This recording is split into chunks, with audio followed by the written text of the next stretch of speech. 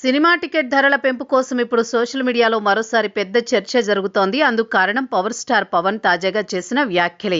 ఆయన నటిస్తోన్న Ustaad Bhagat Singh pre release event recent గా జరగ్గా అందులో పాల్గొన్న పవన్ రేట్ల పెంపు, నిర్మాతల పరిస్థితి, ప్రభుత్వ ఆదాయం వంటి అంశాలపై తన అభిప్రాయాలను వెల్లడించారు. పవన్ మాట్లాడుతూ సినిమా టికెట్ ధరల పెంపు కోసం ప్రభుత్వం దగ్గరికి వెళ్ళినప్పుడు దాన్ని తప్పుగా చూడాల్సిన అవసరం లేదన్నారు.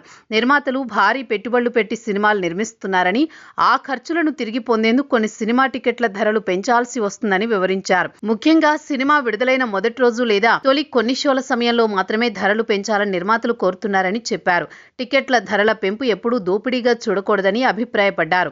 పెరిగిన ప్రతి రూపాయిలో కూడా సుమారు 18% జీఎస్టీ రూపంలో ప్రభుత్వానికి వెళుతుందని పవన్ గుర్తు చేశారు. దీంతో టికెట్ ధరలు పెరగడం వల్ల ప్రభుత్వం కూడా ఆదాయం పొందుతుందని తెలిపారు. అలా జరిగితే ప్రభుత్వానికి రావాల్సిన పన్ను కూడా కోల్పోయే ప్రమాదం ఉండదని పేర్కొన్నారు. కాబట్టి కొంతవరకు ధరల పెంపు అవసరమే అనే అభిప్రాయాన్ని పవన్ వ్యక్తం చేశారు.